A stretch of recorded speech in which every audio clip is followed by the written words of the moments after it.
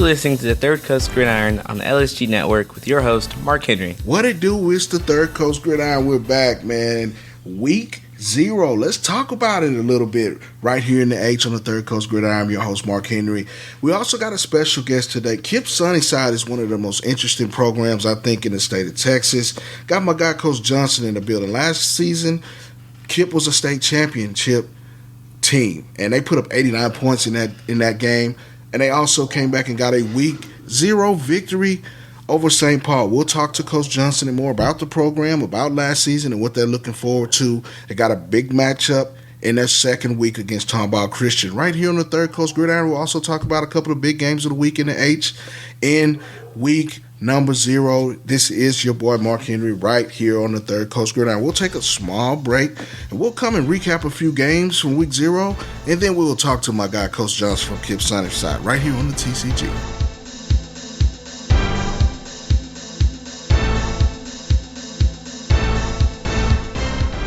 Looking to boost your company's marketing? Look no further than Fresh Media Works. Podcasting is the best way to promote your brand and increase your customer base. You can create your own show, be a guest on other podcasts, or advertise on existing podcasts to reach a valuable audience. Don't wait. Start elevating your marketing game today with Fresh Media Works. Call now, 713-269-4620, or find us online at freshmediaworks.com/podcasting.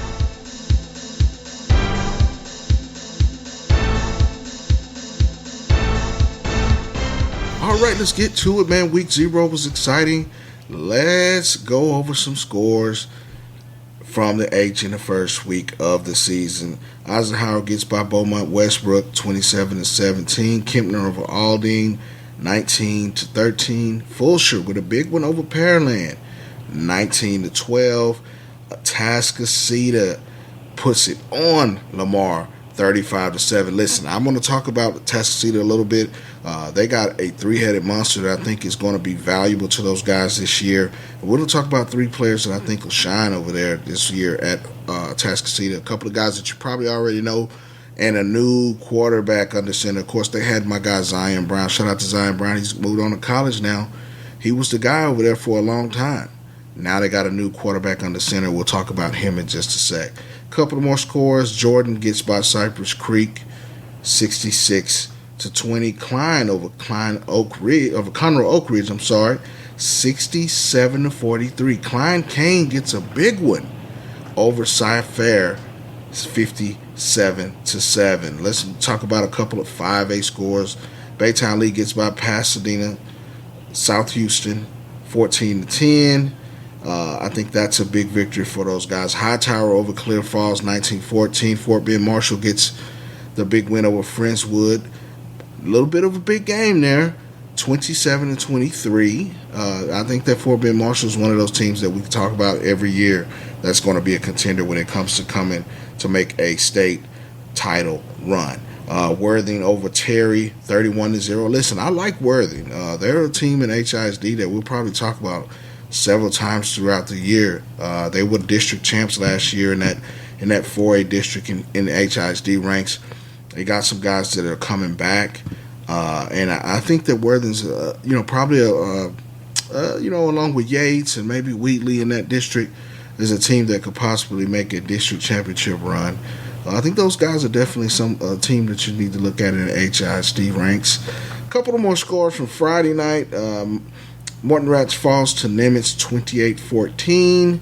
I think that Nimitz has got a really, really good team over there. Morton Ranch, they were kind of one of those teams last year flying around the bubble to get into the playoffs, and they fell short. But that's a big, big, big win for those guys. Now, let's talk about the big Friday night contest that we talked about going into week 0 as we broke down a few scores. And that was a matchup between 2 state title contenders on last year and possibly 2 state title contenders on this year for this season. That's the North Shore Dallas South Oak Cliff game. Of course, the Third Coast Gridiron was in the house for that. It's a battle of Houston and Dallas. I-45, everything that you can think of. North Shore's been a state finalist and a state champion. South Oak Cliff's been in the 5A Division II ranks. They've been to 3 state championships and won 2. Coach Willie Gaston, Coach Jason Todd. If you know anything about high school football in the state of Texas, these two guys are names that you should know. But this game, probably in the first quarter, was a pretty neck-and-neck contest. But North Shore started to flex their muscles going into the second quarter. They put up 35 unanswered to go up at halftime, 35-0. The final score, they tipped in another field goal to make it 38-0, the final score. Now, going into this game, I kind of expect it to be a little closer. I think South Oak Cliff is going to be a team that'll be, set up to make a state run. Just a little backstory on South Oak Cliff. They normally schedule hard out of district games like this. They have North Shore on the schedule. They have week 2. They come up with Duncanville, which is the state championship caliber team that's been back-to-back state champions in the 6A Division I ranks, and then they go to Longview. If you know anything about Texas high school football, Longview is one of those teams that is usually good every year. So, I think the thing that you have to look at South Cliff, besides the score, is they want to get ready for the playoffs. I know they're not going to be challenged when it comes to district play, but these guys usually turn it around. I respect that staff and had a chance to see these guys work up close and personal the last 3 straight years. And, I kind of had a chance to see South Oak Cliff as a program in previous years before these state championship runs. These guys know what they're doing. I expect them to be a playoff team. I expect them to make another run. And it's just that North Shore was just a little bit better in certain areas. The quarterback position. Let's talk about Caleb Bailey. Phenomenal game. We're talking about a guy that I think is going to be an all-state caliber player this year. He looks like he's ready to roll. He was able to make plays with his feet. His arm looks very, very strong. He was able to get outside of the pocket and make plays. I think that this North Shore team could be, back in the state championship game. That's how good they were. They came out very, very hot. Of course, DeAndre Hardeman Jr. had a touchdown as well. Cam Smith had a touchdown pass. Cornell Farrakhan Jr. looked right at home in the North Shore offense. And defensively, it's the usual suspects over there. Charles Ross, Cedric Henderson, number 1 cornerback in Ohio State commit, Devin Sanchez, had a phenomenal night. And I think also that Chase Calicut is a guy that you definitely should see. College coaches are already raving on this guy. He's got power forward offers galore. He's about 6'4" and playing safety. And he looked great. He looked the part. There was one play where he had a fumble strip in the middle of the field, kind of bounced off a South Oak Cliff receiver, and he turned around and he returned it. Great awareness, great range on the back end. North Shore's loaded. And I think seeing these guys up close and personal in the first game, the coach, Willie Gaston, knows that he has. They had kind of a slow start there at first.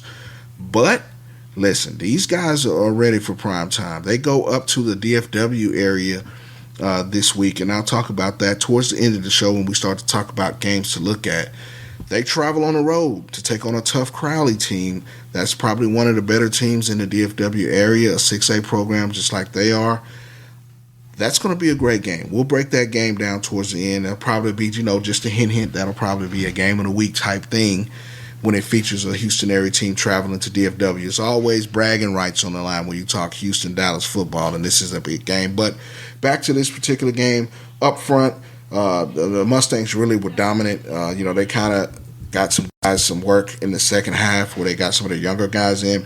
Listen, here's a guy that you need to know.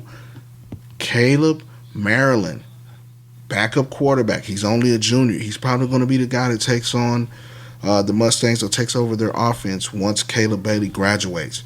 He got some serious work, and he's got some skills. We talk about a guy that can throw it, but listen, he's got that track-type speed when he gets outside of the pocket, just fluid, moving-wise with his feet and his footwork. I was impressed with his arm as well. He hit some underneath routes. He's able to get that deep ball going.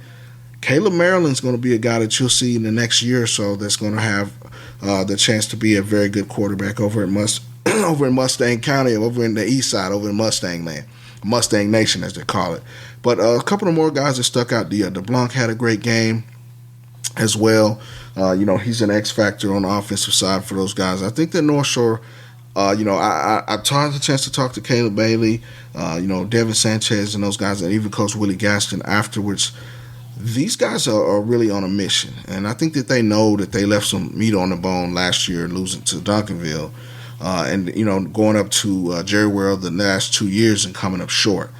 These guys are on a mission, and they're playing with a little chip on their shoulder. That's a dangerous team. So it's a long season, but getting guys on this team early on is something that you want to see, and we definitely. Really think that North Shore is going to be one of the better teams to come out of the Houston area. Definitely, they're going to be a playoff team. They got it done in all three phases of the game: special teams, defensively, and offensively. They were hitting on all cylinders for their first game of the season, and I expect Coach Gaston and the Mustangs to be right there at the end when it comes to state championship type talk. When you talk about the East Side High, those boys over there. Shout out to the Mustangs for a big victory over South Oak Cliff 38-0, but we're gonna take a small break right here on the Third Coast Gridiron H-Towns podcast, and we're going to talk to my guy, Coach Johnson from KIPP Sunnyside, right here on the Third Coast Gridiron on the LSG Network, the authority for high school football.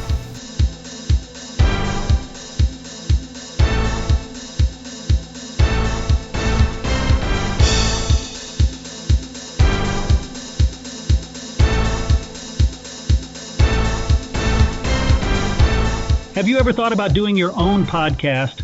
It is the absolute best way to grow your brand, spread your message, and build your following. Fresh Media Works can help. We do all the heavy lifting, and you just focus on your message. To find out how easy we can make launching your new podcast, call 713-269-4620 or check us out at freshmediaworks.com. Hey coaches, you may have already missed the boat on getting your own coaches show this season on Lone Star Gridiron, but did you know we're doing basketball shows this year? That's right. If you're a basketball coach and you want your own coaches show, we have a great business model that allows you or your booster club to make money from the show and at the same time promote your program, your kids, and all the amazing things happening with your basketball team. To find out how you can get your very own basketball coaches show, reach out to Chris at 713-269-4620.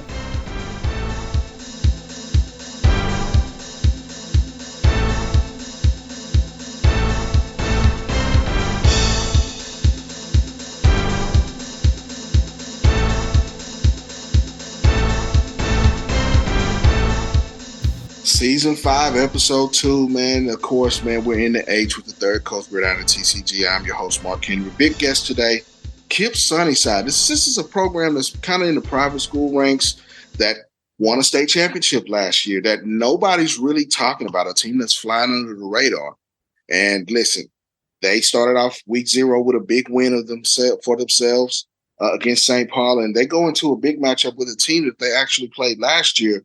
So they're kind of looking for the edge to get back into that. And we're going to visit their state championship run in 2023. Got head coach, Coach Johnson here from KIPP Sunnyside today, right here on the Third Coast Gridiron. Coach Johnson, we appreciate you giving us a little time. Yes, sir, man. I appreciate you for the invite, man. I appreciate it, man. I love being here. Absolutely. Well, let's talk about you a little bit before we visit your program and talk about the state championship run. I always like to get kind of just the where coaches kind of got into the game of coaching, where you play ball at and how you got to KIPP Sunnyside.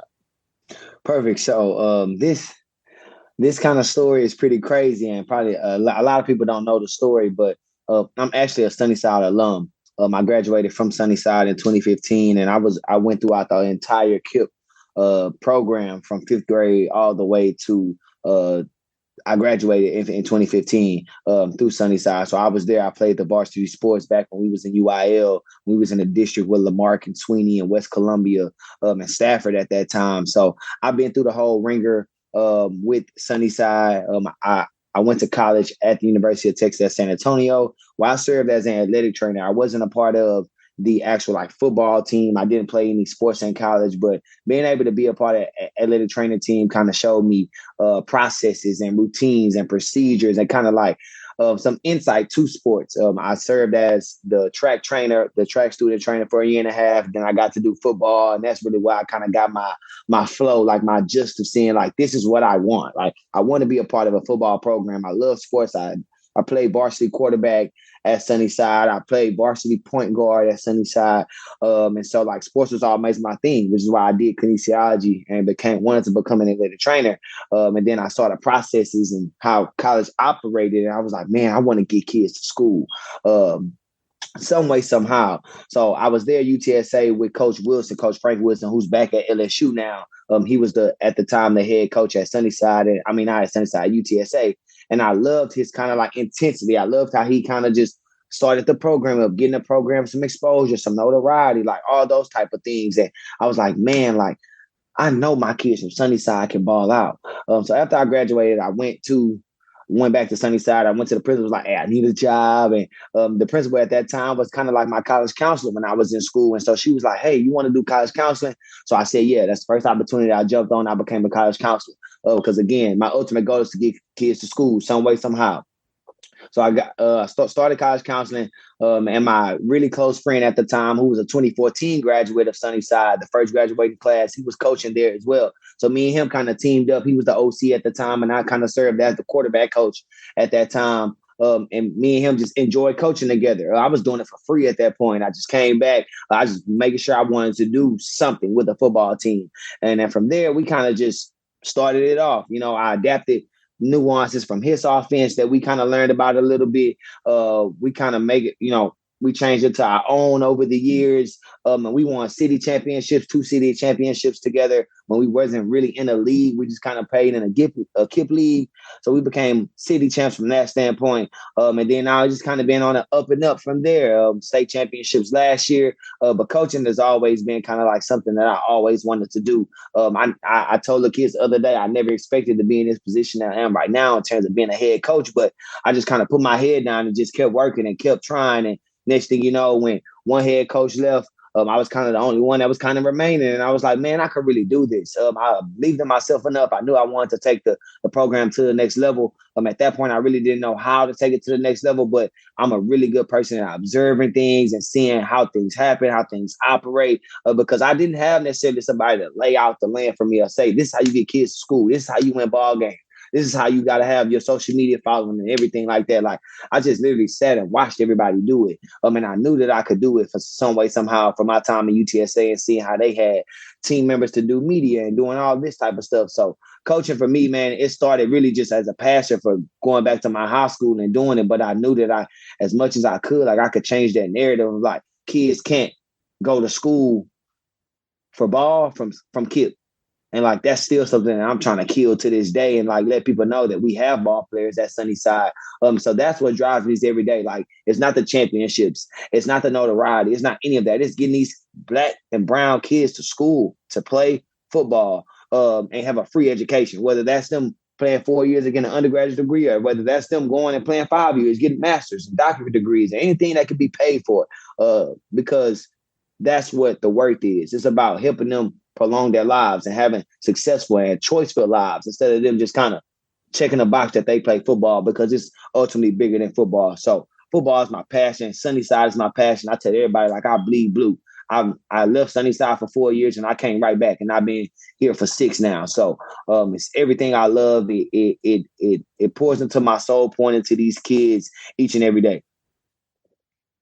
Well, that's the key. I think that a lot of people don't understand that, everybody sees the finished product on a Friday night, but there's a lot of things that go into coaching with the background part of it, with the things, mentorship that you guys do. Sometimes, in certain school districts and parts of the city, you guys are the only mentors that a kid may see when he sees adults do today. And I think that's an important product of what coaches do within a high school program. Just speak on that a little bit, because I can tell from your vigor and your passion about it, that's what you guys do as a staff.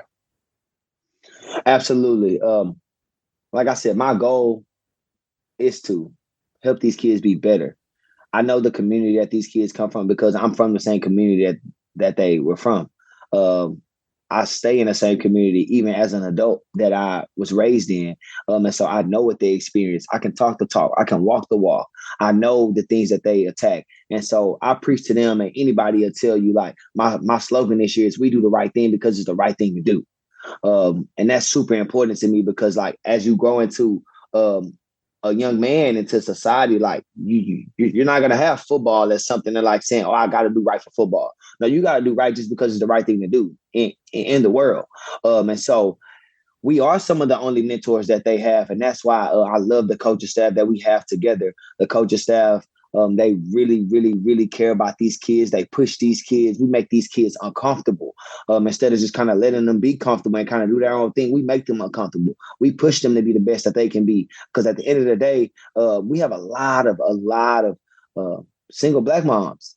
And a lot of these single Black moms rely on us as, the coaches to help them and be versions of their dads and help them out and teach them the way and things of that nature. And so I take that to heart because I was raised by a mom who raised twins. My brother, who's the OC on our staff for last year and this year, me and him was raised by our mom, and she was tough.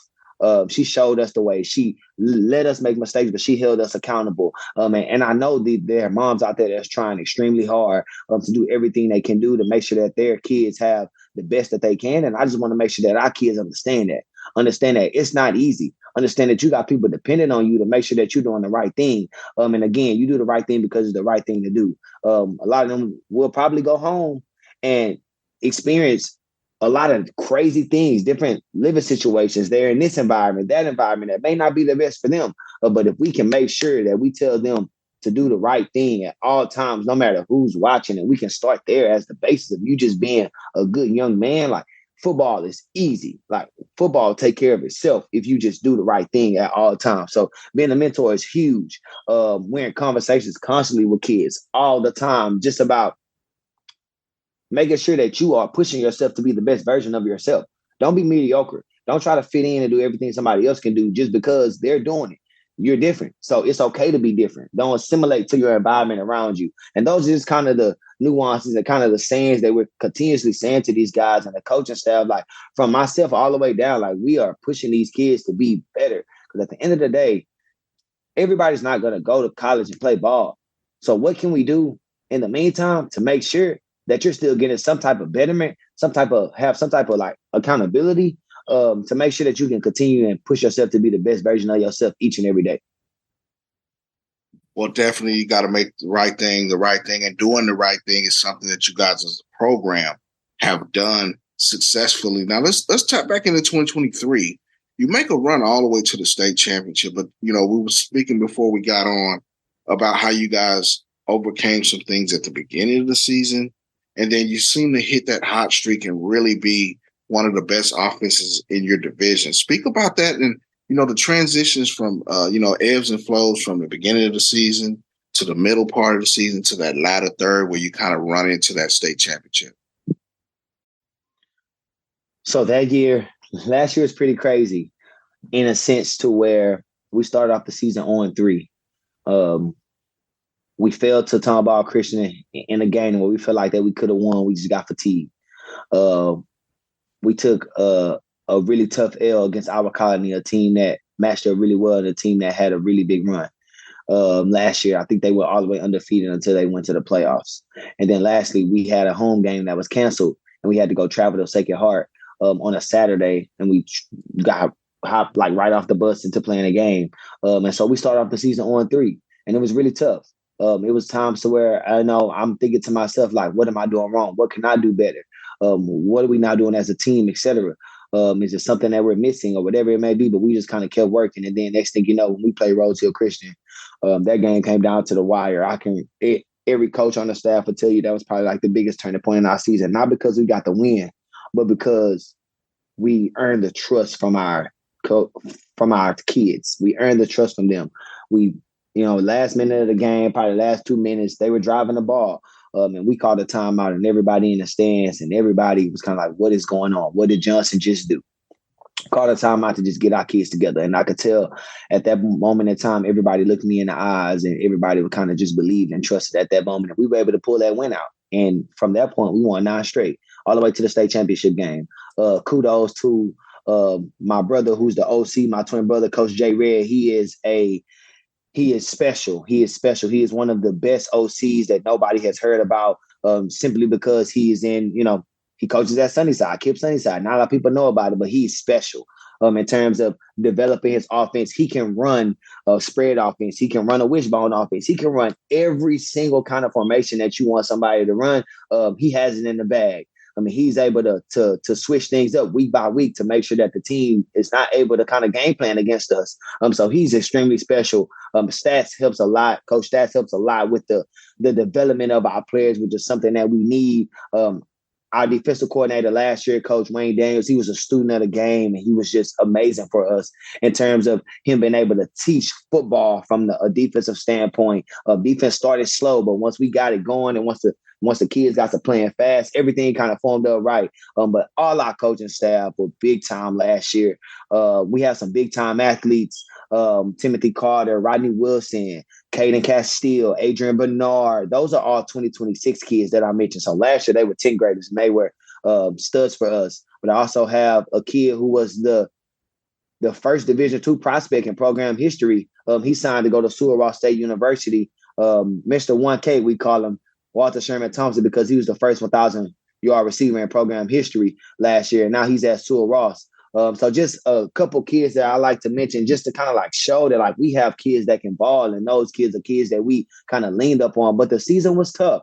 We battled a lot of adversity in the beginning, a lot of coaching had to take place. And we don't just have like super talented kids that come from middle school through high school, and we have kids that a lot of times it's their first time playing football, and we have to literally take time to coach and develop and figure out ways to win ball games with them not playing football before. So it took a lot for us to be able to do it. But once we put the pieces together, once we were able to flow around and kind of just like figure out who should go where, whatever it may be, we kind of really, really, really thrived off of that. And as you can tell, we ended up scoring 89 points in our state championship game. My brother dialed it up. He had a locked in game plan that week. He was very, very attentive to what he wanted to do and the matchups that he wanted. And obviously we executed coming out with the dub. So last season was tough, man. Last season was tough in the beginning, but we just had to battle and just continue to fight. And we wouldn't have won our game Friday without last season, with us being able to battle adversity. Well, I mean, you can just check out some of these scores after you spoke about the loss to Sacred Heart 48-16. You turn around and get a squeaker and get by Rose Hill Christian. Then I think you guys turn the juice up on the offense, 63, 44, 30, 64, 76, back-to-back weeks of 48 points, 67 in the kicker, 89 points in a game in a state championship. That's saying something. That's high-quality offense, and definitely I know, and being that I've seen some of you guys' tape, and you mentioned some of those kids, Timothy Carter and those guys, and I've had a chance to see some of those guys film. It's definitely obvious that you guys have the talent to do these type of things, and the reason that you guys are successful within the program is you turned it around. Congratulations on the state championship. That's hard to do, but now you're coming back in 2024, and the eyes are on you guys. I don't think anybody in your particular vision, you're not going to sneak up on those guys anymore. They know, that Kip is coming. Guys have had a great off season and 707 season as well. So, Kip's not going to be anybody that sneaks up on anybody this year. And you go into week one, you talk about the victory that you got over St. Paul, 30-23. You faced a little bit of adversity. Talk about how you guys came out in week 0 and get this dub. So the dub was very, very, very tough. And I want to take a quick shout out to Get the Dub, who is a new sports apparel company that we kind of sported prior to the game. We were the first school to kind of show the Get the Dub apparel. So shout out to them. One of the coaches on our staff is one of the business runners, and we want to say thank you for allowing us to be the first team to kind of Get the Dub. And luckily we got the dub that way, but it was very tough, man. Just being honest and transparent. We battled through a lot of adversity the entire week. It wasn't just Friday, the entire week. We were down 2 key starters. two key starters on offense and a starter on defense that plays both ways. We were down both of them. So we had to change up a lot in terms of defensive game plan and what we're allowed to do on the back end. We had to change up the flow of our offense and kind of not be able to air it out as much just because we didn't have two weapons that we needed. So, it speaks for one, like my coaching staff is amazing. Coach J. Red, Coach Kimball, Coach Stats, Coach Brown, Coach Zambrano, Coach T are amazing. They love these kids. They dial in. They figure out ways to win. They never complain. And we just kind of get it out the mud. Like some way, somehow, we figured it out. And I know in the first half, we were down 16 or 14, and we made some adjustments. We went in and figured out, like, what do we need to do? Defensively, we made an adjustment. Offensively, we made adjustments. And from there, we were able to come out with the dub. But most important, like, our kids battle. Like, that's what I'm most proud of. This is a type of team and Shiner that tests your will in terms of they run the veer offense. And if anybody is familiar with the veer offense, if you're an O lineman, D lineman, a linebacker, a running back, you take a beating every play, every single play. And I'm talking about on film, it even showed me more evidence of kind of just like how proud I am of our guys because they were defeating down blocks. They were defeating pulling blocks and coming out of nowhere and things of that nature. So they really were just gritty. And again, it speaks to the messaging that we have from the head down. It speaks to the willingness of our players to just fight no matter what, to make sure that they show people like Sunnyside is here. Like last year is not a fluke. We're here to ball out. We're here to make sure that we're going to continuously get better as many ways as we can. And week one definitely just showed that it's just a start, but we definitely got a long way to go. Well, I mean, I think, as a program, each week is a test. And week 0 or week 1 is usually that test that you have to pass. A lot of times teams, come out in different ways, and you guys show that you can face adversity, even if it's within or on the field. It's the reason that you guys have that pedigree, and it's turning out to be successful for you guys. Now, I spoke with Coach Stats a little bit this morning on the platform under the Light Show, and he had the same kind of sentiment that you did, or you guys as a staff, that this Tomball Christian game is a game that you guys kind of had circled, a game that you guys are looking forward to as a staff and a team. Talk about the preparation this week. What will be the keys to get this victory, and what are you seeing from your team that will allow them to be successful going into this big game against Tomball Christian? So Tomball Christian last year was our first game of the season. And just being transparent, it was my brother's first official game as the offensive coordinator. I believe we did well last year from that standpoint, but we definitely had some ways to go in terms of the development of how it was. Our guys were not conditioned enough. We kind of gassed out in the fourth quarter a little bit, but everybody's locked in because we feel like we could have won that game. Credits to Tomball. They're a tough team. They're going to battle. They're going to fight. Their coach is amazing. Their program is amazing. How much work they put in, the exposure that they're getting, like they're doing fantastic. And so we got to bring it this week. In terms of our preparation, we have to be dialed in. We have to make sure that we're hitting all our keys. We have to make sure that we're communicating. We have to make sure that we are not making minor mistakes, because Tomball doesn't make mistakes. We cannot make mistakes. We cannot have small penalties that add up. We cannot have, miscues and not running the right play or whatever it may be. We have to be totally focused. And I think that the messaging is to the guys this week is last week it's over.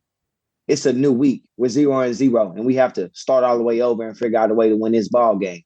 And again, it's not a revenge tour. It's not, we got to get our look back. It's, we go out there and we play football, period. We go out there and play Sunnyside football, whatever version that is from the coach's standpoint, whatever game plan we put in, whatever it may be, that's the game plan that we execute on. And we fly around and we have fun and we make sure that we hone in on our keys. That's the most important thing, because like I said, Tomball, they're not going to make many mistakes, but we have to make sure that we're ready and adaptable and ready to battle any adversity that comes our way. So this week is, again, just about being us, making sure that we can get back to us, making sure that we can show who we are and do the things right for us. Because regardless of whatever opponent you have across you, any week, whoever it may be, You got to do what you do best. And we have to get back to doing what we do best and making sure that we can hone in on that. But this week should be exciting. Practice probably is going to be a little bit more intensified just because we feel like last year we could have had that game if we would have kind of tuned up a couple things. But we're going to be prepared. We're going to be ready to go come Friday night. Well, I definitely expect that, man. And again, we appreciate you giving us your time this week, Coach, on the Third Coast Gridiron. Also, where can we find you guys? I know that this one thing that you mentioned at the beginning is you guys are heavy on social media. And being in, my guy Stacks on your staff, we're real close. And, I see everything that you guys are doing. And, kudos to you guys as a staff for doing that, because I think, you can't say that you want to get exposure if you're not trying to get exposure. And I think you guys do a great job of making your program visible so that these kids can get recruited. So talk about where you guys can follow you guys on social media. And listen, this won't be our final time. I'll come back before the end of the season and kind of visit with you and try to see where you guys are going headed towards the playoffs again. But go ahead and give out your social medias where everybody can find you. Absolutely. Absolutely. You can find us on Instagram and Twitter at FB_Sunnyside. Nothing is capitalized. Sunnyside is one word. FB_Sunnyside. We're on Instagram and Twitter. My Twitter is Coach J_Johnson. And we post everything. We promote our kids. We make sure that we have game day flyers and game day videos and recaps and the whole nine. We mic up our players. We do everything. So if you don't follow for anything else, follow for some entertainment, because that is what we try to provide. Because we know in this day and age, social media is huge in terms of getting kids not only recruited, but to get kids to just want to play football, to get kids to make sure that they are engaged or whatever that may be, to have a little fun. Because yes, we can do X's and O's all day long, but we got to make sure that we have some type of content that's coming out. And I think our team, shout out to Miss Coach Sterling, who is our director of everything. She's very, very, very honed in on making sure that our kids have pictures and videos and the whole nine to be able to post and share out to make sure that they have a good time. But man, yes, y'all follow us, man. We're close to 1,000 followers on Instagram very soon. On Twitter, we're making sure that we promote all our kids as much as we can. You will see a lot of new things that's coming up for us. Coach's Corner is something else that we have on our Instagram as well, where we mic up coaches, we mic up players, the whole nine. But feel free to give us a follow, man, because we are doing some nice, new, exciting things that a lot of people or no one has ever saw from Sunnyside before. I'm not going to toot my own horn or whatever it may be, but Sunnyside didn't have an Instagram page. Sunnyside Football didn't have an Instagram page a couple of years ago. We didn't have a Twitter page. There wasn't even any thoughts of kids actually having Twitters or getting recruited or whatever it may be. So we're just trying to turn it up a notch to make sure that we can match that same energy that, the 6A's, the 5A's, all the bigger schools you think about have, to just let everybody know that we're coming and we got athletes and we're going to be ready to ball. Well, listen, man, definitely we're going to revisit and tap in with you guys before the season over. We appreciate you joining us here on the Third Coast Gridiron. We're going to take a small break. Again, that is Coach Johnson, Kip Sunnyside. Big game this week against Tomball Christian. Former state champion last year. We want to keep up with those guys right here on the Third Coast Gridiron. We'll take a small break, and we'll come back and talk about a couple of games of the weekend at H right here on the TCG.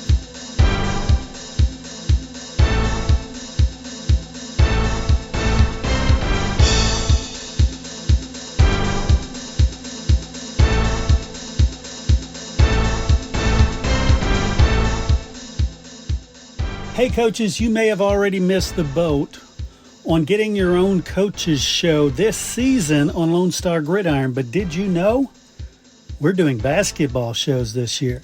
That's right. If you're a basketball coach and you want your own coaches show, we have a great business model that allows you or your booster club to make money from the show and at the same time promote your program, your kids, and all the amazing things happening with your basketball team. To find out how you can get your very own basketball coaches show, reach out to Chris at 713-269-4620.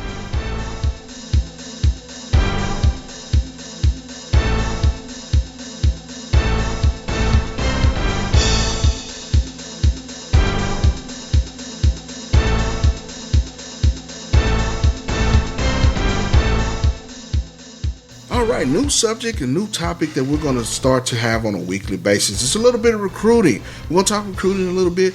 Right here on the Third Coast Gridiron, we'll have some analysts and some guys, some scouts that'll come on each week starting next week to talk a little recruiting. Let's talk about my guy Andrew Marsh over at Jordan. He's one of the top receivers in the class 2025, Michigan commit recently.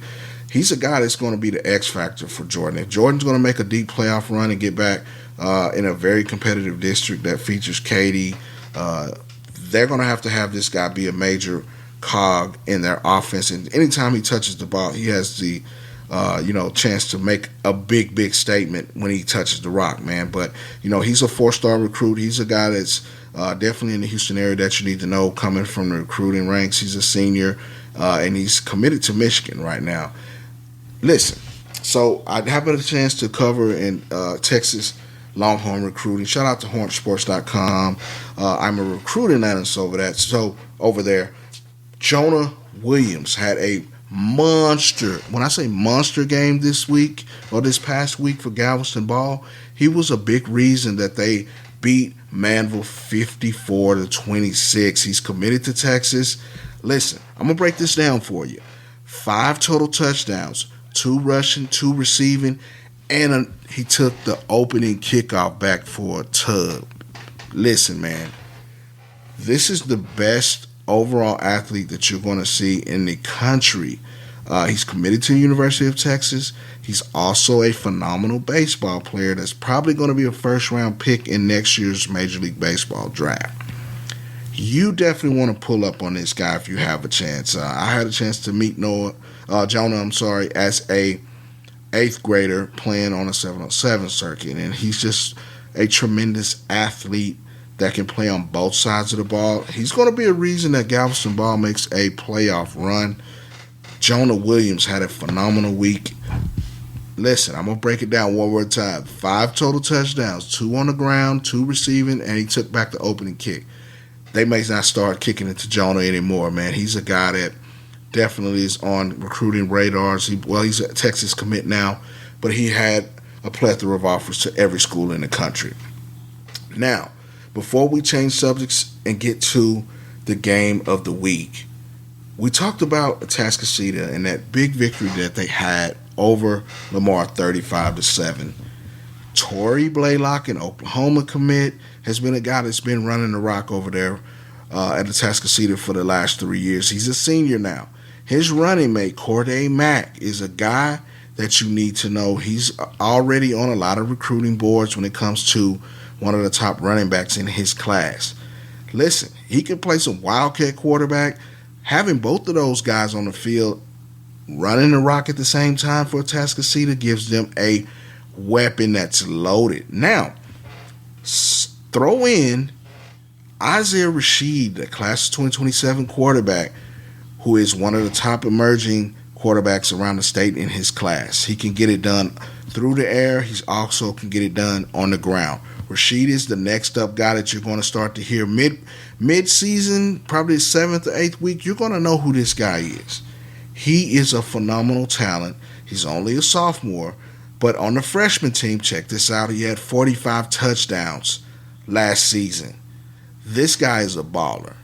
This is the reason when I mentioned earlier that Atascocita had a loaded weapon, a 3-headed monster. You're going to know about this guy, Rashid, here in a little bit. But he had a phenomenal game 1, and I believe that these guys, are definitely going to be a playoff team. But it's going to be because of what they do on the ground and through the air. And then I'll give you one more guy that I'm really high on over at Atascocita, and that's Broderick Malone, 6'6", wide receiver. He's a guy that's got double-digit offers when it comes to colleges. I think he released the top 6 a few weeks ago. UTEP, UTSA, Lamar, and a couple more schools. But Broderick Malone is a high-volume wide receiver who can go get it. A guy that can go up and get the 50-50 ball. He runs great routes. But his length and athleticism is something that you have to look for in a next-level receiver, and Broderick Malone has that. Definitely a guy that you'll see get it done over there. But listen, I'm going to talk about a couple of more prospects that you'll need to know around the city of Houston coming into the season. Again, we're going to start to talk Third Coast recruiting here week to week right here on the Third Coast Gridiron. The Klein Kane Hurricanes got a big victory in week 1 or week 0, 57-7. That's a statement for those guys. They made a big statement. Zach Johnson is the quarterback now. Kane's been one of those teams that's kind of gone to the third round a couple of years in a row, second round. They make playoff appearances. Jalen Dixon got it done, and also a guy that we talked about last year is Marc Henry. They really got it done on offense for those guys. And on the defensive side, Marcus Coleman had it, not one, but 2 pick sixes, 2 of them, as the defense scored 3 times for Klein Kane to get it done. I think that these guys are a contender over in 15-6A with that kind of performance. Definitely take a look at Klein Kane. Those are some of the guys that stood out over there for Kane. And I really think that, listen, they have a chance to be a really good team now. Whether they can make that deep playoff run, that's the big kicker there. And again, Jalen Dixon's a guy that's quick, agile. He can take the short runs and make them into house calls for 6. And I think Klein Kane is just a team that's on the verge of kind of making that big playoff run. If they can get a district title in there this year, they'll be a team that can make a deep playoff run just because they have those guys and a stable of playmakers on offense. But the defense coming up is something that you need to see. And then I'll throw one more guy off of the Klein Kane roster that I think is not getting noticed or not getting a big recruiting notice is Trent Lancaster.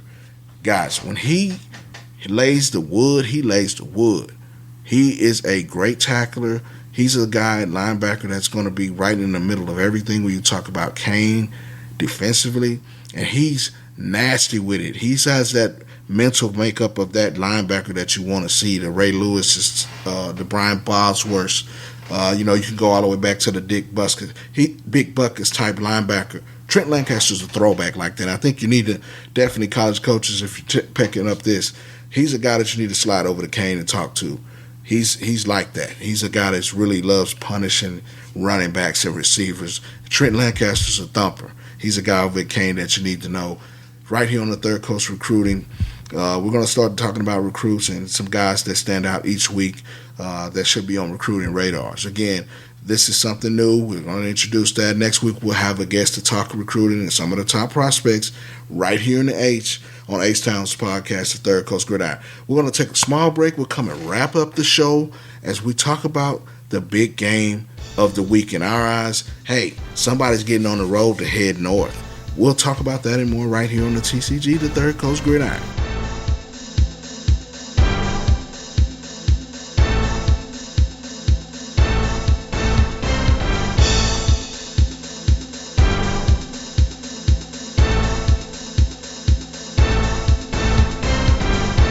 Hey coaches, you may have already missed the boat on getting your own coaches show this season on Lone Star Gridiron, but did you know we're doing basketball shows this year?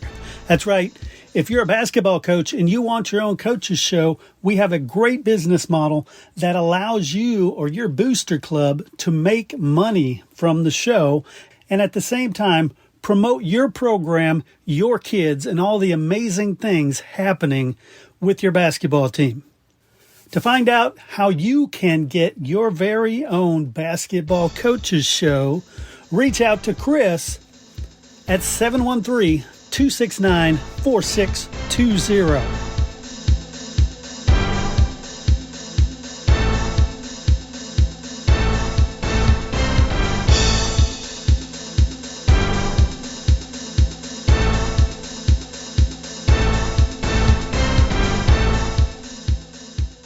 Let's wrap things up on another great show right here on the Third Coast Gridiron, the TCG, right here on the LSG Network, the authority for high school football. The big game of the week, in my opinion, is North Shore travels up 45 to the DFW area to take on a strong Crowley team in the second week of the season. Crowley's led by Caleb Williams, who's a fabulous quarterback. If you don't know, you can Google him. He's a senior.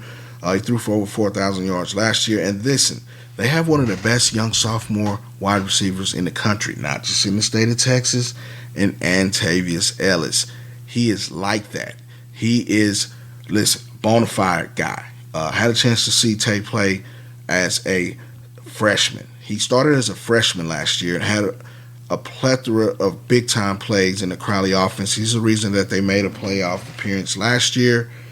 This guy is a guy that can get it done. I think that North Shore will definitely have some covering to do this week. I'm sorry. The DB is going to get some work. And Tavius Ellis is a guy that can get it done. They also have another receiver in Tasby that's a pretty good wideout as well that'll work the slot and underneath. Defensively, they have one of the best cornerbacks in class 2026 in Brandon Ford. Coach Carlos Lynn is a former state championship appearance when he was at Cedar Hill High School. So this is not going to be an easy cakewalk type of game. It'll be a little bit more difficult than last week. I think that North Shore is probably the favorite in this game if you just look at pedigree and everything on, if you're looking at everything on paper. But, they're going to Crowley. Listen, I happen to cover games around the state. Crowley ISD is a beautiful facility, very similar to the confines of GP ISD Stadium. But they have one of the best announcers in the business, and they're going to be loud and proud when they come in and the Mustangs travel up to the DFW area to take on Crowley. I think this will be one of the better games in the state. I think it'll be close. I think North Shore may edge them just a little bit because they might just have a little bit better of a defense altogether. But this is going to be a game that the Mustangs are going to raise their eyebrow. They're not going to take this one lightly. Crowley's a team that's probably in the DFW area. If you're doing local rankings, they're a top 20 team in DFW. So this will be a very, very interesting game. I really have this one circled. We're definitely going to keep our eyes on this one. Hadn't yet decided if I'm going to make an appearance at this one just because I saw North Shore this week. There are a couple of other games that I might look for. But we'll let you know where we're going this week here on the Third Coast Gridiron. Again, shout out to North Shore. Shout out to South Oak Cliff. Wonderful atmosphere for game one. We thoroughly enjoyed it. And we'll check back on the Mustangs. Probably, if I don't go to this game, we'll definitely see them again this year. I definitely probably will wait till the playoffs, or either, I know they got big games coming up at Tascasita Summer Creek, so we'll make an appearance in one of those. But game of the week, right here on Third Coast Gridiron, the North Shore Mustangs travel to take on the Crowley Eagles up in the DFW area. We'll have updates on that game when we come and chop it up with you next week, right here on the TCG, the Third Coast Gridiron, on the Lone Star Gridiron Network. We appreciate you tapping in and joining us. Keep it right here each week on H-Town's podcast, the Third Coast Gridiron. I am your host, Marc Henry. We will get at you next week. We out.